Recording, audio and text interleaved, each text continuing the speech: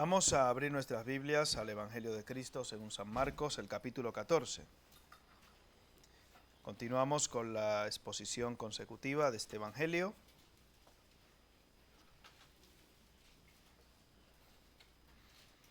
Y nos vamos poco a poco acercando al final de la vida terrenal de nuestro Señor Jesucristo.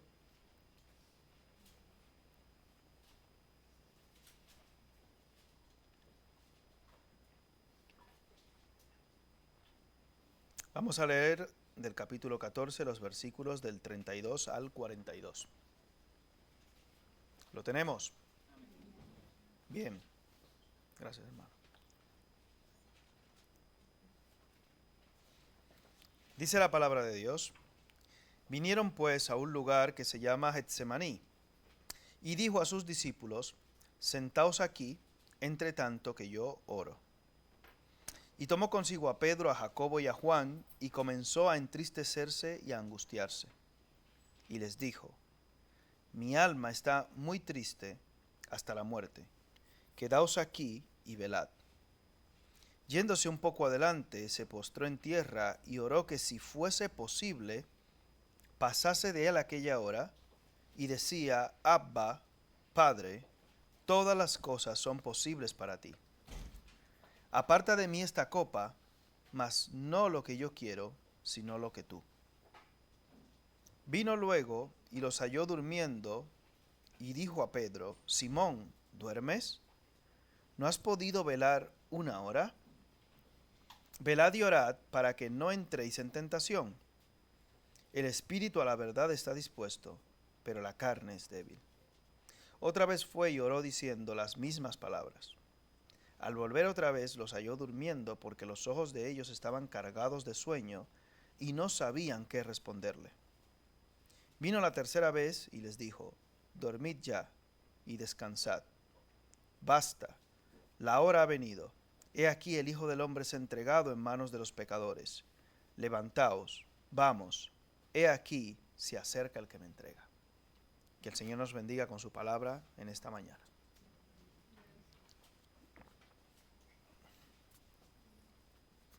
Hemos visto la semana anterior o en semanas anteriores cómo los discípulos, cuando Jesús les dice lo que iba a acontecer, que iba a ser entregado, etc., seguían en su mente y en su corazón pensando que podría ser cualquiera realmente, y decían de su boca: ¿seré yo maestro?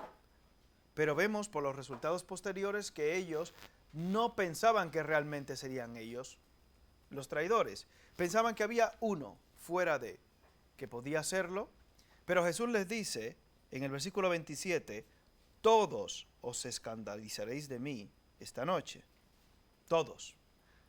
No es que va a ser uno el traidor, no solamente Judas, sino todos. Todos me van a dejar, todos me abandonaréis. Todos al final se fueron y dejaron a Cristo. Pedro, en su autosuficiencia, ¿qué dijo? Yo nunca lo haré. Y dice al final del versículo 31, también todos decían lo mismo. Obviamente las palabras de Jesús se cumplen, y como veremos cuando corresponda, todos los discípulos huyeron y dejaron a Jesús solo. Y ahora vemos a Jesús, en el encabezado de algunas Biblias, dice Jesús ora en Getsemaní, y en otros Jesús agoniza en Getsemaní. Y en este lugar al cual fueron, si vamos a Juan capítulo 18, versículos 1 y 2, San Juan capítulo 18, versículos 1 y 2,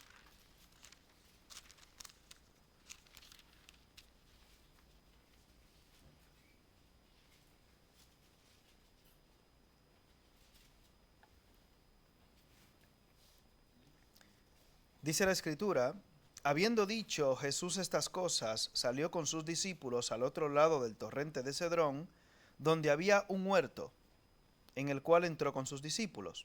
Y también Judas, el que le entregaba, conocía aquel lugar, porque muchas veces Jesús se había reunido allí con sus discípulos.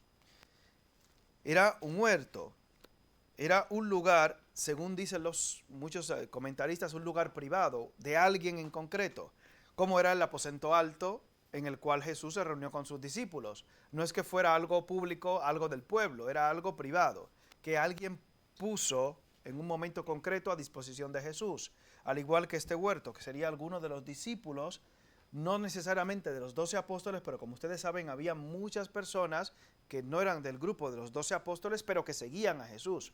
En una ocasión se contaron hasta 120 que seguían a Jesús de manera permanente.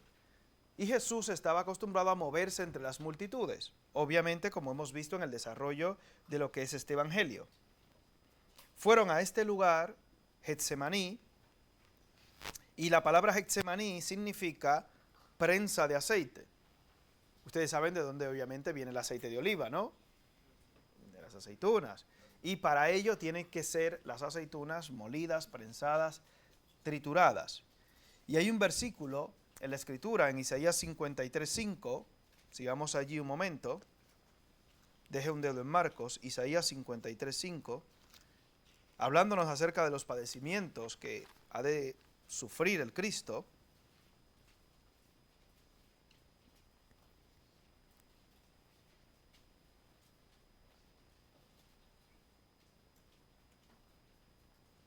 Dice la Escritura en Isaías 53:5, mas él herido fue por nuestras rebeliones, y aquí usa una palabra muy fuerte, ¿cuál es?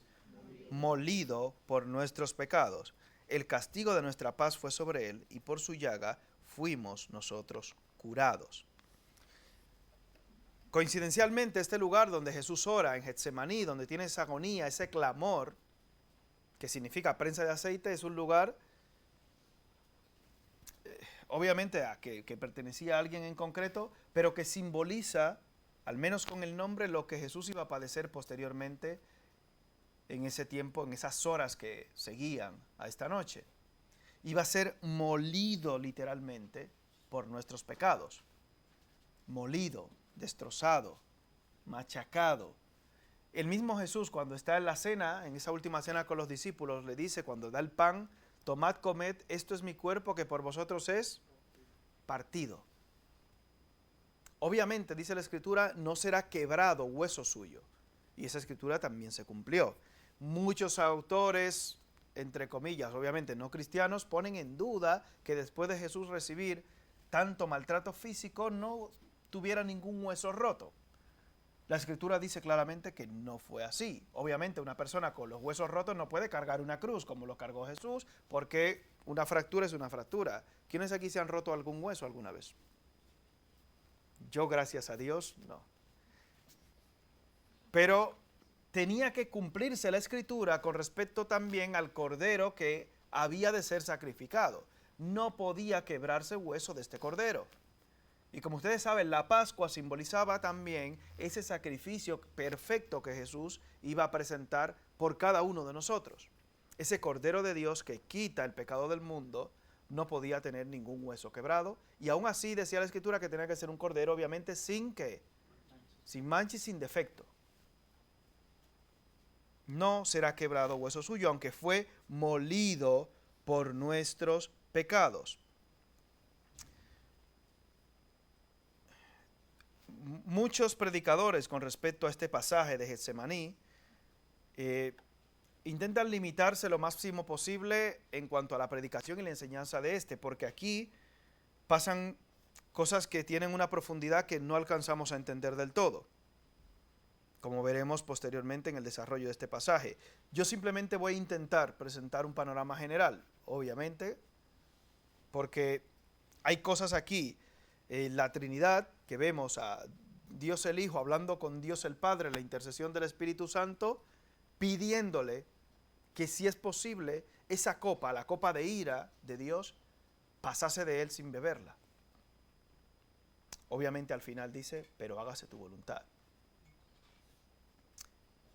Jesús inicia, cuando vimos este evangelio, en su momento, inicia su ministerio orando, y aquí al final de su ministerio, en esta noche tan particular, termina diciendo en el versículo 32, sentaos aquí, entre tanto que yo, ¿qué? Oro. ¿Qué dice la Escritura? En 1 Tesalonicenses 5:17, orad sin cesar. Independientemente de que la situación sea la que sea favorable o no, mi actitud debe ser siempre y constante de oración. No es solamente orar cuando se me pone la cosa complicada, cuando me va mal, cuando necesito un trabajo, cuando necesito que Dios haga un milagrito, como me dijo una. Ora tú a Dios, que Dios a ti te hace milagritos. Órame por tal cosa. Esto no funciona así. Debemos tener una actitud y una vida constante de oración, independientemente del resultado de ello. No sabemos exactamente dónde está ubicado este huerto de Getsemaní, porque hoy en día he escuchado a muchos diciendo que hacen un tour por allí, por la Tierra Santa. Ahora no, obviamente, porque está todo muy revuelto, pero en circunstancias normales anteriormente hacían tours por la Tierra Santa y te llevaban a todos teóricamente los lugares emblemáticos del cristianismo. Realmente no sabemos dónde estaba ubicado este huerto. Teóricamente hay por ahí un sitio donde sí estaba el huerto, y he escuchado gente también que, tomando en consideración los cálculos de los ríos que menciona en el Génesis, puede ubicarse de manera medianamente precisa la localización concreta del huerto de Edén. O dónde estaba teóricamente el huerto de Edén. Yo creo que nosotros como creyentes no debemos invertir tiempo en estas cosas. Ahora, que usted algún día quiera hacer un tour de estos por allí, por Israel, pues respetable, como quieran. No sé si son muy baratos o muy caros. Ahora mismo, obviamente, no es recomendable. Pero usted no vaya con la idea de que al usted pasar por estos sitios se va a impregnar de un espíritu poderoso, porque hay mucha gente que va con estas ideas de ir a estos sitios que menciona la Escritura, pensando que eso le va a otorgar una gracia mayor. Y eso no es así. Porque escucha gente diciendo, no, tú cuando tengas una petición, la envuelves, ustedes saben que es así, en el papelito y la metes en el muro de las lamentaciones. Y he escuchado pastores predicar de eso. Y ya tú sabes que cuando tú enrollas en ese papelito la petición y la metes ahí en el muro de las lamentaciones, esa petición se va a conceder, porque Dios siempre escucha a su pueblo y le responde sus peticiones. ¿Habéis escuchado eso, no? Que hay que ir allí y esta petición la voy a llevar al muro de las lamentaciones. Te va a salir cara la petición, ya podrá ser una petición gorda. Eso no funciona así, hermanos. Eso no funciona así, de que voy a los sitios santos y me voy a impregnar de... No. La Biblia dice, no os embriaguéis con vino en lo cual hay disolución, antes bien sed llenos ¿de qué? Del Espíritu. Y eso no se hace yendo a un lugar concreto. Jesús podía orar tanto en Getsemaní como en cualquier otro sitio, independientemente. Lo hacía en este lugar porque él quería tener intimidad con sus discípulos, quería tener un lugar en el cual pudiera apartarse con sus discípulos para tratar esto tan íntimo y tan personal. Pero a pesar de eso, en el versículo 33, Jesús toma consigo a Pedro, a Jacobo y a Juan.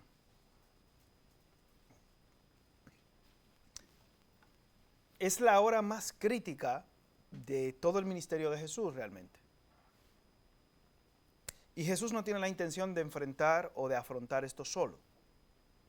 Y eso es una enseñanza también para nosotros. Las batallas que vienen a nuestras vidas, por grandes que sean, no tenemos por qué enfrentarlas solos. Obviamente, Dios está contigo, Dios está conmigo. Pero no pasa nada con que algún hermano, alguna hermana de confianza en Cristo, tengamos en una cercanía concreta en la cual podamos descansar una petición en específico. Hermano, hermana, órame por esto en concreto. No pasa nada, es bueno hacerlo. Y Jesús mismo nos enseña este ejemplo. El Hijo de Dios toma a 3 de sus discípulos y le dice, venid. Si vamos a Proverbios, capítulo 17,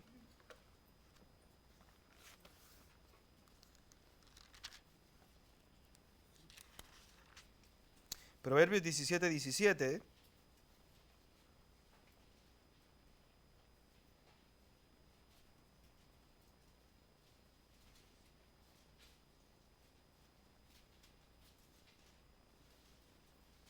Proverbios está después de Salmo, que oigo las Biblias moviéndose mucho. Dice la Escritura en Proverbios 17:17, en todo tiempo ama el amigo y es como un hermano en tiempo de angustia. El 18:24 dice, el hombre que tiene amigos ha de mostrarse que amigo, y amigo hay más unido que un hermano. Y hay otro versículo que dice, mejor es amigo cerca que hermano lejos. Muchos de los que estamos aquí, o prácticamente la gran mayoría, no me atrevo a decir todos, salvo el hermano Salvador y yo, que somos de por aquí. Bueno, yo creo que la mayoría de los que estamos aquí, casi todos prácticamente, tenemos familia bastante lejos. Tenemos familia que está separada, alejada de nosotros por la distancia, obviamente, de estar en otro país o en otro continente. Y es imprescindible dentro de lo que es la estructura de una iglesia local, por eso le decía siempre a los jóvenes, es importante estar organizado dentro de la estructura de una iglesia local, pertenecer a una iglesia local. No es que yo voy a una iglesia así cuando me parece, no. La bendición de Dios no pasa por ahí. Y había uno de los jóvenes que decía, bueno, uno de mis versículos favoritos, o él, Hebreos 10, 24 y 25. Y el 25 dice, no dejando de congregarse como algunos tienen por costumbre. Exacto. ¿Dónde radica la bendición de Dios? ¿Dónde vas a encontrar la bendición de Dios si no en la casa de Dios y con el pueblo de Dios? No pretendas encontrar la bendición de Dios en un lugar diferente. ¿Y dónde vas a encontrar amistades de Dios? La casa de Dios. No tienes por qué afrontar y enfrentar tus situaciones solo. No te hace más cristiano eso. Eso no te hace tampoco mejor cristiano. El mismo Señor Jesús tenía este círculo íntimo de Pedro, Jacobo y Juan, esos tres principalmente. No te voy a decir, no, yo le voy a contar mi vida a todo el mundo en la iglesia. No es el plan. No necesitamos saber lo que hiciste a los 6 años. No hace falta. ¿Que tú lo quieres contar a alguien en concreto? Pues sí, bueno, ya eso es una cosa tuya. Pero hay gente que te saludan, hola, ¿qué tal? Y en 2 minutos te cuentan hasta el color de las uñas que llevan en los pies. Dice, no tiene filtro. Tampoco es el objetivo. No tenemos necesidad de saber tantos detalles. Pero por lo menos que podamos tener esa confianza en alguien en concreto o en algunos hermanos en concreto de que nos apoyen en oración. En Gálatas capítulo 6,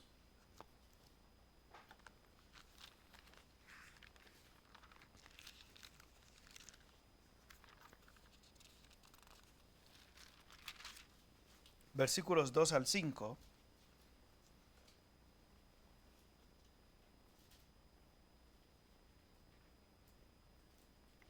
el apóstol Pablo nos insta a estar obviamente pendientes los unos de los otros en cuanto a las cosas que tenemos que llevar o sobrellevar o cargar en nuestras vidas.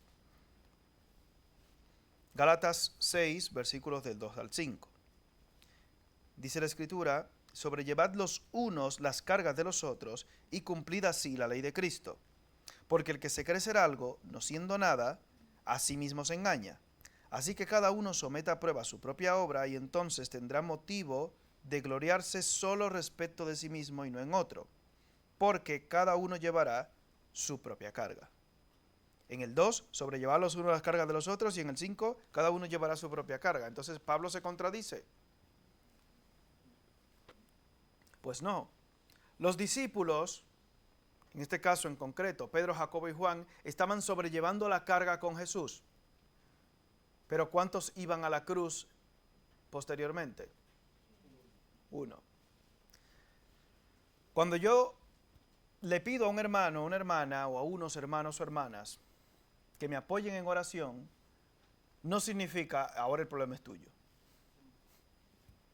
El dolor de pie, el dolor de mano, el dolor de cabeza lo sigues teniendo tú. No es que haces una transferencia de dolores. No haces una transferencia de deudas, ni una transferencia de problemas, ni una transferencia de hijo tormentoso. No hay eso. Obviamente, esa carga la sigues llevando. pero ahora hay alguien que la sobrelleva contigo, que te echa una mano, que te ayuda, que está pendiente de ti. ¿Cómo va eso? ¿Cómo sigue la cosa? No es que ahora me desprendo y el problema es tuyo. Hay gente que tiene esa idea en su cabeza. Es que yo dije en la iglesia que tenía un problema y no me lo resolvieron. Pero vamos a ver. La iglesia que es la iglesia. No es una varita mágica aquí que tenemos para resolver problemas. Todos tenemos problemas, obviamente. Ya sea de salud, ya sea emocionales, ya sea de dinero, ya sea de coche, todos tenemos algún tipo de problema. Todos. Pero eso no quiere decir que mis problemas yo se los voy a soltar al otro, porque cada uno llevará su propia carga. Cada uno llevará su propia carga. Jesús al final pide apoyo en oración a sus discípulos, están con él, y obviamente a veces hay gente que te va a apoyar, te va a escuchar, de las cuales vas a recibir la respuesta que tú esperas. Pero Jesús recibió esa respuesta que esperaba por parte de sus discípulos. ¿Cómo los halló? Durmiendo. Cada uno llevará ¿qué? Su propia carga. Y obviamente Jesús reprende a los discípulos posteriormente. Pero tiene que seguir hacia la cruz. No quedaba otro camino. En el versículo 34 vemos que Jesús les dice a los discípulos: mi alma está muy triste hasta la muerte. Quedaos aquí y velad. Porque Jesús comenzó a entristecerse y a angustiarse. Cuando estaban en la barca y vino la tormenta, ¿qué estaba haciendo Jesús? ¿Recuerdan? Durmiendo. En medio de una tormenta, ¿cuál es el grito desesperado de los discípulos en medio de esa tormenta? Sálvanos que nos vamos a morir, que nos estamos muriendo. Y el maestro durmiendo plácidamente. Ellos nunca habían visto a Jesús de esta manera, porque dice la Escritura que comenzó a entristecerse y a angustiarse. Cuando tú ves al maestro así, dice, se nos cayó el mundo. Heriré al pastor, como vimos, y las ovejas serán dispersadas. Si este es el líder, si este es el que multiplica los panes y los peces, el que camina sobre el mar, si este es el que sana a los enfermos y resucita a los muertos, y está así, apaga y vámonos. El liderazgo no es un paseo, hermanos. Hay mucha más gente de la que tú crees pendiente de ti cuando eres líder. Y por eso la Escritura dice, si alguno anhela obispado, buena obra desea. Pero, ojo, hay muchas cosas detrás. Para que las cosas sucedan, hay muchas cosas detrás. Y muchas veces no se está dispuesto a pagar ese precio. Y es entendible. Es entendible. Jesús comienza a angustiarse y a entristecerse, y sus discípulos nunca habían visto a Jesús así. Porque independientemente de que hubiera una tormenta, viniera lo que viniera, hubiera 5,000 personas sin comida o lo que fuera, Jesús estaba siempre tranquilo. Pero en este caso no. Y hablan posteriormente algunos autores de que eso quizás provocó en los discípulos ese desánimo y esa desesperación que les llevó al sueño y al cansancio y al agotamiento extremo, aparte de ser un día muy largo y que era de madrugada. Sé que algunos jóvenes por ahí ayer durmieron bastante poco. Hoy se les nota en los pestañeos que hacen. Se les nota. Y algunos mayores también se les nota que están pestañeando mucho. Pero bueno, culpa suya. Bien. Pero a pesar de esto, de que los discípulos, dice, sus ojos estaban cargados de sueño, estaban reventados, como ustedes hoy, que no sé por qué están tan cansados, igualmente los discípulos cayeron. Y no solo en una ocasión. Todos y a todos nos ha pasado que hemos estado así, en una situación concreta. Jesús estaba muy triste hasta la muerte. Pero para ver un poco más de detalle, hasta qué punto estaba tan triste y angustiado Jesús, quizás deberíamos ir a la redacción del médico amado. ¿Quién es ese? Lucas, capítulo 22. porque da algún detalle más, con alguna condición médica concreta, al respecto de lo que pasaba con Jesús en ese momento. Lucas 22, versículos 43 y 44.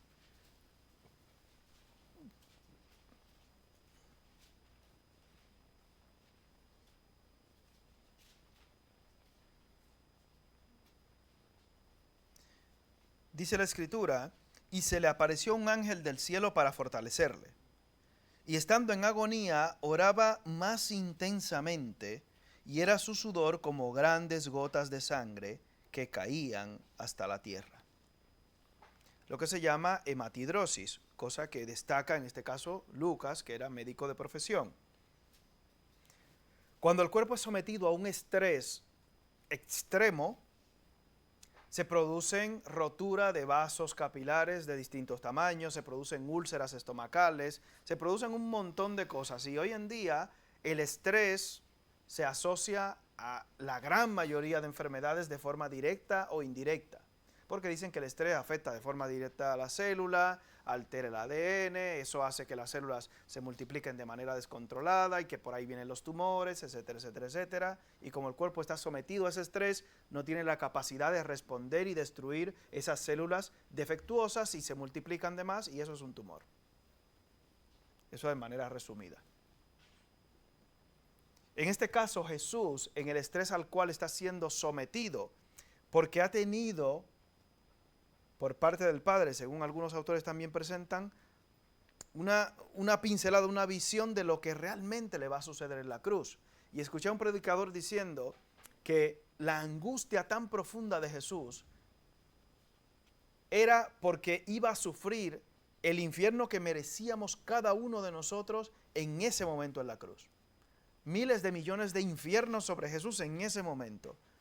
Y saben que Jesús clama y dice ahí en ese momento en la cruz, Dios mío, ¿por qué me has desamparado? Imagínate tú, lo que habitualmente se define como infierno es simplemente estar separado de la gloria de Dios. Todo eso iba a venir sobre Jesús en ese momento concreto y por eso Jesús está tan angustiado hasta la muerte. En Lucas dice que tuvo que venir un ángel y que se le apareció. ¿Y qué hacía el ángel? Fortalecerle para que pudiera mantenerse con vida. Hay condiciones de un estrés tal que simplemente te matan. Lo habéis escuchado. Un colapso cardíaco y ahí quedó. Pero si estaba sano, le dio un ataque de estrés y el corazón se le paró. O se le rompe aquí un vasito del cerebro y ahí quedó. Un subidón de tensión y te revienta. Habéis oído muchos casos así, seguro. Jesús, por la angustia que estaba sufriendo, estaba en el borde del colapso ya. Y si este ángel no se aparece humanamente ahí para fortalecerle, podía su cuerpo humano, porque acuérdense que Jesús era 100% Dios y 100% humano, colapsar también. Podía colapsar ese cuerpo y ese ángel se aparece para fortalecerle. Y Jesús, a partir de ahí, obviamente, sigue hacia la cruz. Mi alma está muy triste hasta la muerte. Quedaos aquí y velad. Estaba Jesús al borde de colapsar y no era para menos. No era un sufrimiento ordinario. He escuchado a gente tener la osadía de pedir el tipo de muerte que quieren. Por ejemplo, dice, no, bueno, 97 años y morir de un infarto en mi cama. ¿Lo habéis escuchado eso, no? Tienen esa osadía de intentar elegir su forma de muerte con sus años y con todo. Y yo quiero morir así, 99, 97 y acostadito en mi cama. Eso no se elige, hermanos. Y obviamente, este tipo de muerte que iba a sufrir Jesús, él tampoco humanamente la quería. Versículo 36. Abba Padre, todas las cosas son posibles para ti. Aparta de mí esta copa, mas no lo que yo quiero, sino lo que tú. Marcos 14, 35 y 36.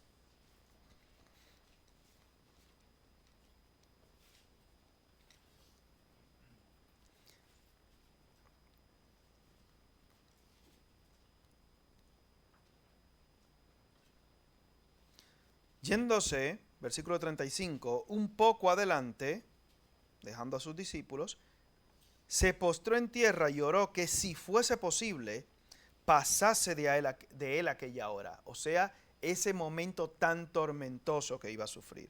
O esos momentos tan tormentosos, esas horas tan terribles que vendrían sobre él humanamente hablando. Y decía, Abba, Padre, todas las cosas son posibles para ti. Aparta de mí esta copa, mas no lo que yo quiero, sino lo que tú.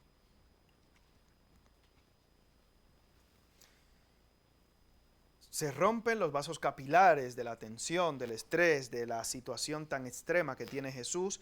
Comienza a sudar sangre y dependiendo del grado de la sangre que pierdas, obviamente, eso puede afectar tus constantes vitales, etcétera, etcétera.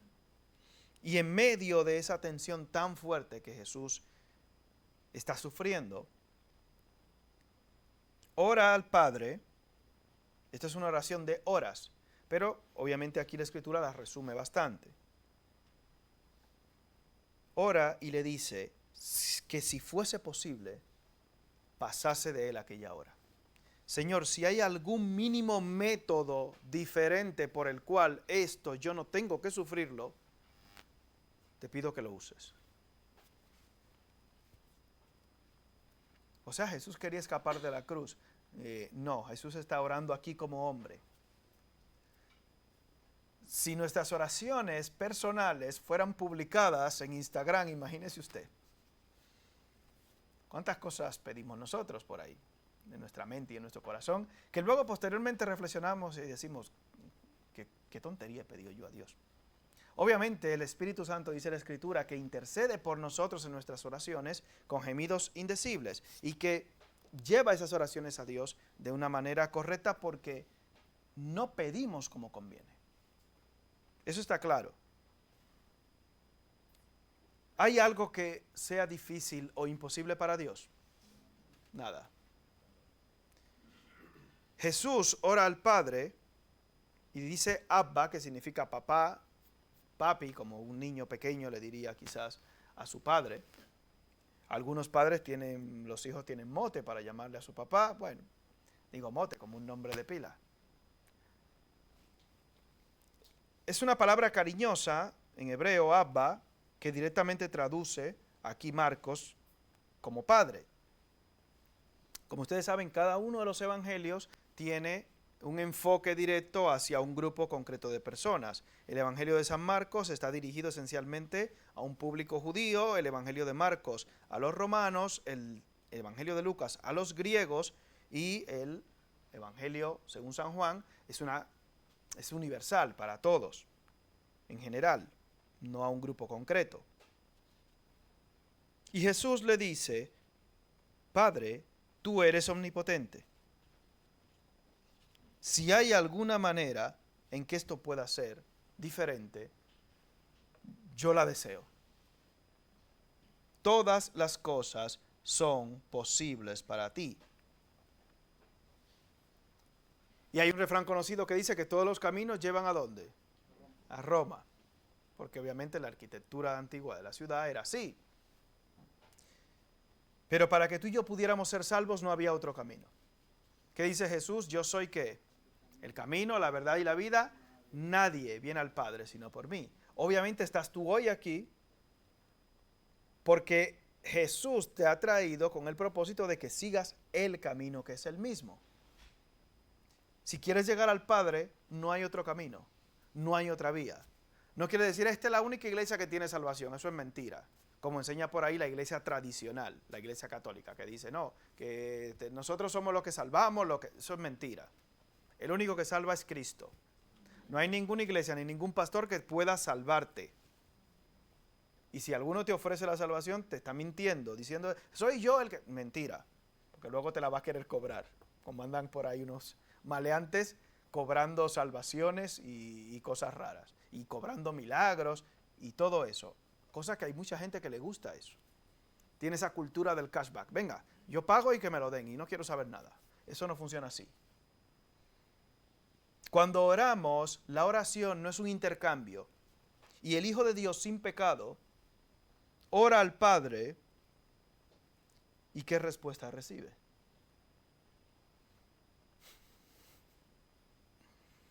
Jesús pudiera haber hecho una oración moderna. Las conocéis, ¿no? Las oraciones modernas. Jesús, en el modelo del Padre Nuestro, no ora de la manera que hoy en día estamos a mucha gente escuchando que oran para que se despierten. Yo ato, yo declaro, yo digo, yo mando, yo decreto. Ato, desato, amarro, tiro, cojo. Jesús podía estar orando así en Getsemaní. Si hubiera alguien que pudiera orar así, era Jesús, no tú, ni yo, ni los que andan por ahí orando de esta manera. Yo tiro, yo cojo, yo desato, yo ato, yo brinco, yo salto. Y hay mucha gente que le encanta eso porque dice, es que entré a la iglesia y salí lleno de energía. ¿Qué te han dado en la iglesia? Red Bull. Mira, ya le he hecho publicidad. Te dio alas, ¿no? Y hay mucha gente que va a la iglesia a eso, a recibir alas. Necesito pilas para la semana entera, salir recargado. Vamos a poner más enchufes por aquí para enchufar a la gente. Si usted es de pilas, si usted es un híbrido enchufable de esos. Usted tiene que salir con la palabra de Dios en su corazón que no vuelve vacía. Eso es lo que usted tiene que salir de aquí. No con lo que usted quiere oír. No con esa caricia del oído que te dice lo que tú quieres oír que sabes que no es así. Usted no puede ir al médico, hacerle una analítica y decirle, bueno, el resultado que yo quiero es este. El médico te va a decir, vale. ¿Eso es lo que tú quieres oír? Bueno, yo te voy a dar el resultado de lo que es. Tu problema es este. Y lo mismo que te van a decir casi todos. Tienes que hacer dieta, ejercicio, bajar de peso y no... Ya lo saben, ¿no? Se la saben la copla. Y ante la duda, paracetamol y mucha agua. ¿Ves? Si parezco médico y todo. Ya. No hay negociación aquí con Jesús. Obviamente yo sé que todas las cosas son posibles para ti. De forma tal que aún algo que me produce dolor y que puede parecer una catástrofe en mi vida, puede ser usado para la salvación, dice, de todo aquel que cree. Todas las cosas son posibles para ti. No hay nada que se escape de la mano de Dios. Todas las cosas Dios las puede hacer. Y yo descanso mis peticiones en esa confianza de la omnipotencia de Dios. Jesús hizo esto, no apeló a su justicia, ni a lo bueno, ni a lo que había hecho, ni nada por el estilo como algunos por ahí. Ni ató, ni desató, ni declaró, ni amarró, ni nada de esto. Todas las cosas son posibles para ti. No hay nada que Dios no pueda hacer. Por tanto, yo puedo confiar al momento de hacerle mi petición, que Él la ha escuchado, obviamente, pero que su voluntad como es, buena, agradable y perfecta. Y el corazón del hombre como es.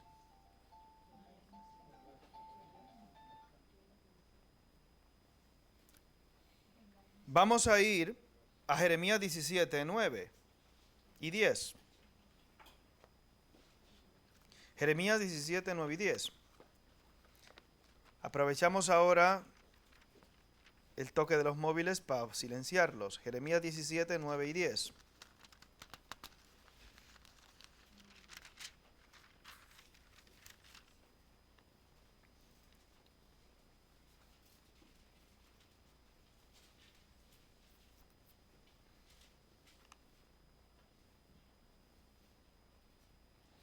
Jeremías 17, 9 y 10.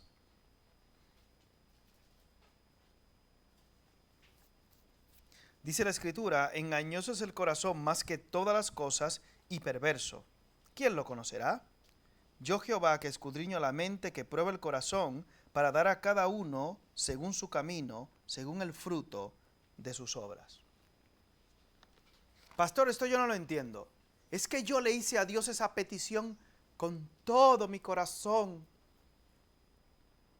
y no me la respondió como yo pedía. ¿Cómo es el corazón del hombre? Engañoso. Por eso no te la respondió. Porque tu corazón te iba a llevar con esa petición a la ruina.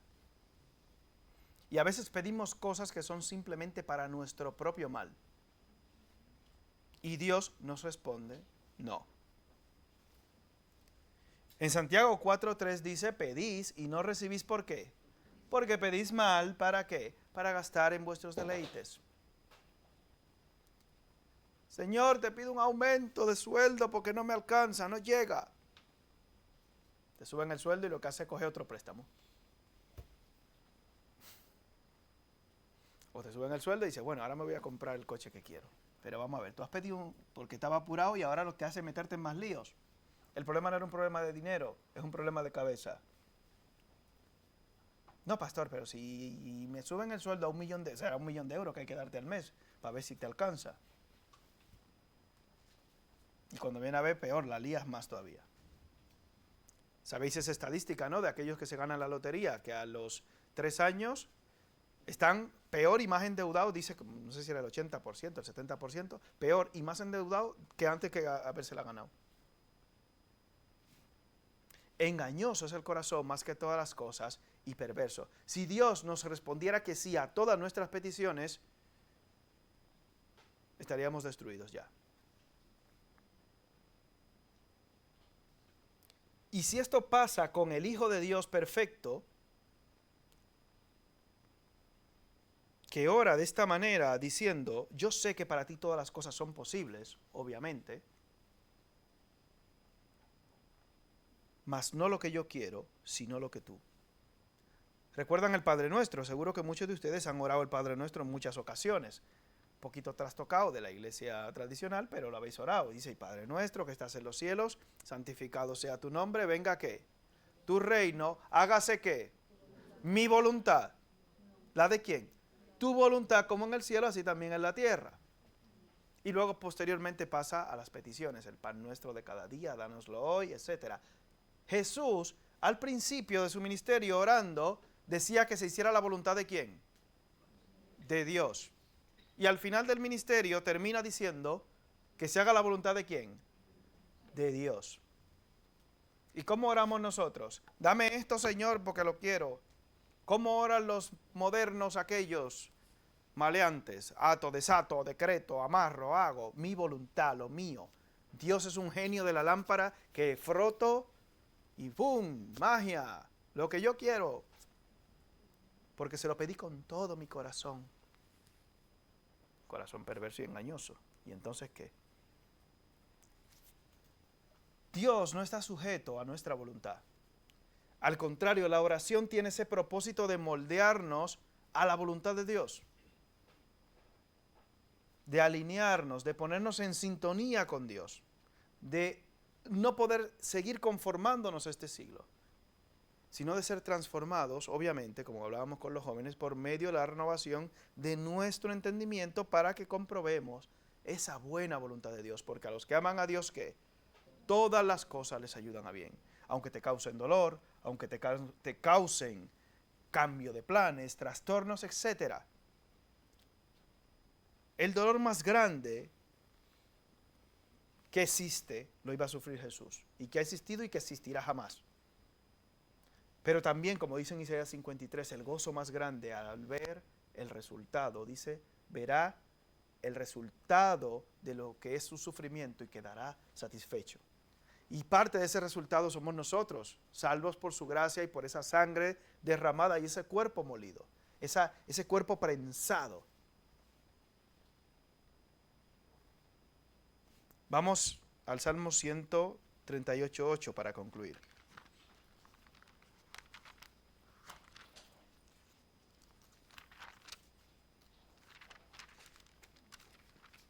Salmo 138, 8.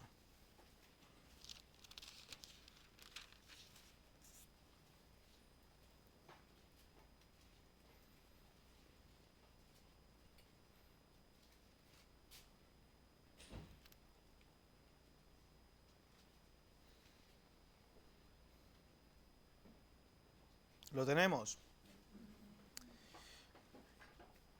Dice el Salmo 138, 8, Jehová cumplirá mi propósito.